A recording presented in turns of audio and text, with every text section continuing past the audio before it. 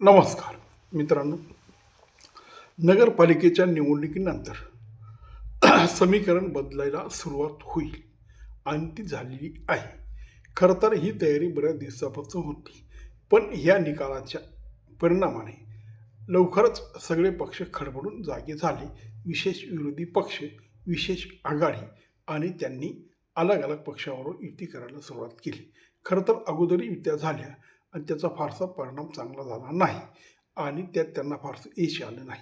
पण तरीही आत्ता मुंबईच्या महानगरपालिकेसाठी ठाकरे दोघं बंधू एकत्र येत आहे, तशी त्यांची बोलणी बऱ्याच दिवसापासून चालू होती. तर उद्या त्याची घोषणा होईल. म्हणजे उद्धव ठाकरे आणि राज ठाकरे हे एकत्र येतील आणि मराठी मतदाराला साथ घालतील. शक्य आहे की ती पूर्ण राज्यभर महानगरपालिकेच्या आणि पुढे जिल्हा परिषद निवडणुकीसुद्धा ही युती टिकेल आणि ते लोकांसमोर जाऊन मराठी मुद्दा आणि महाराष्ट्राची अस्मिता याच्यावर बोलतील. म्हणजे ही एक युती नवीन तयार होत आहे. त्यानंतर मुंबईमध्ये सध्या मुंबईपुरती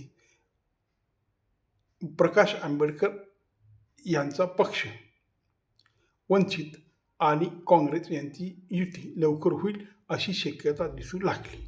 खरं तर ह्या दोघं ज्या युत्या होत आहेत, अजून तिसऱ्या युतीची कुठं शक्यता दिसत नाही. त्या दोघा युतींना कितपत लोक मान्यता देतील आणि मतदान देतील हे जर बघितलं तर अशा लक्षात येतं की उद्धव आणि राज ठाकरे यांच्या युतीला मराठी मतदार बऱ्यापैकी प्रतिसाद देतील असं एकंदरीत वातावरण आहे. मग ते किती मिळतं हे पुढे निवडणुकीनंतर कळेल. त्याच पद्धतीने प्रकाश आंबेडकर आणि काँग्रेस यांचाही बराचसा मतदार हा एक आहे, दलित आणि अल्पसंख्याक, म्हणजे जास्तीत जास्त करून मुस्लिम हा काँग्रेसच्या पाठीमागे आहे, तसा तो वंचितच्या पाठीमागे होता.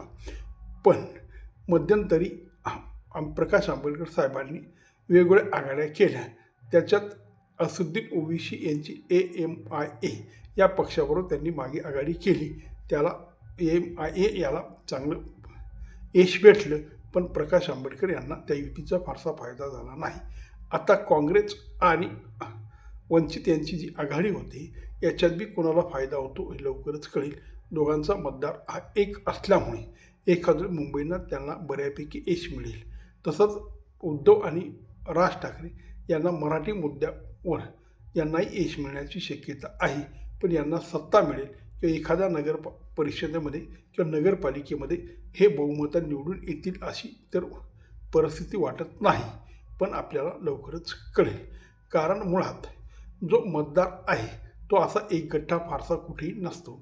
दलित मतदारसुद्धा बराचसा विखुरला गेलेला आहे. त्याच्यामध्ये दलित संघटना आहेत, त्यांच्यामध्ये प्रकाश आंबेडकर असतील, रामदास आठवले असतील, अजून काही एक दोन किरकोळ जिल्हा पातळीवरचे काही पक्ष आहेत दलितांमधले, ते विखुरले जातात आणि कुठल्या तरी मोठ्या पक्षासोबत हे आघाडी करून सत्ता मिळवण्याचा प्रयत्न करतात. पण मुळात आजच्या आधुनिक युगामध्ये म्हणजे प्रगत भारतामध्ये ज्या पद्धतीने लोक अलग अलग विचार व्यक्त करतात आणि अलग अलग मतही देत असतात, त्यात दलित हा मतदार बराचसा मोठ्या प्रमाणात हा BJPकडे सुद्धा निघून गेलेला आहे. तेव्हा मग काँग्रेसला आणि वंचितला कितपत दलितांकडनं पाठिंबा मिळतो हेही बघावं लागेल. त्याच पद्धतीने मुस्लिम हा मतदार बराचसा काँग्रेसच्या पाठीमागे आज आहे.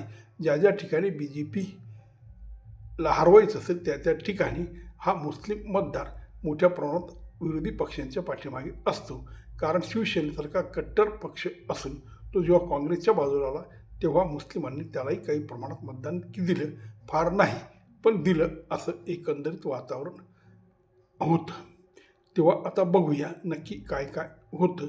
पण ह्या आघाड्या कितपत मूळ धरतील आणि किती दिवस एकत्र राहतील, त्याच पद्धतीने महाराष्ट्रीयन समाज, मराठी मतदार यांना कितपत पाठिंबा देईल हे बघावं लागेल. कारण मुळात मुंबई जिंकणं मराठी या एका मुद्द्यावर कठीण आहे. कारण मुळात राज ठाकरे साहेबांनी जे उत्तर भारतीयांवर ज्या मोठ्या प्रमाणात त्यांच्या कार्यकर्त्यांकडनं मारहाण झाली किंवा मराठी बोला याच्यावरनं जेव्हा बऱ्याच ठिकाणी त्रास बाकी समाजाला झाला, त्याचा सुद्धा मोठा परिणाम या आघाड्यांना वर होईल.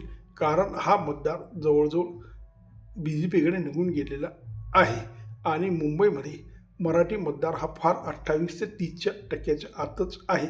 त्याच्यातसुद्धा बी जे पीला मानणारा वर्ग आहे, शिंदेला मानणारा वर्ग आहे तो. आणि विशेष म्हणजे जे उत्तर भारतीय आहेत किंवा वेगळे भाषिक आहेत मराठी सोडून, ते बरेचसे बी जे पीच्या पाठीमागे उभे राहतील. तेव्हा यावेळेस मागच्यासारखं उद्धवला यश तर मिळणार नाही, सत्ताही मिळणार नाही असा एकंदरीत अंदाज आहे. आणि तीच परिस्थिती काँग्रेसची आहे. वंचितचा जनाधार फारसा नाही, वंचित फार थोड्या ठिकाणी त्यांच्या समाजापुरता मर्यादित आहे आणि काँग्रेसचा जनाधार दिवसेंदिवस घटत चाललेला आहे. यावेळेस त्यांना विदर्भात बऱ्यापैकी यश भेटलं, तेव्हा मुंबईला त्यांना फारसं यश येत नव्हतं. पण आता दोघं आघाड्या एकत्र आल्यानंतर किती यश येतं हे बघावं लागेल. नमस्कार.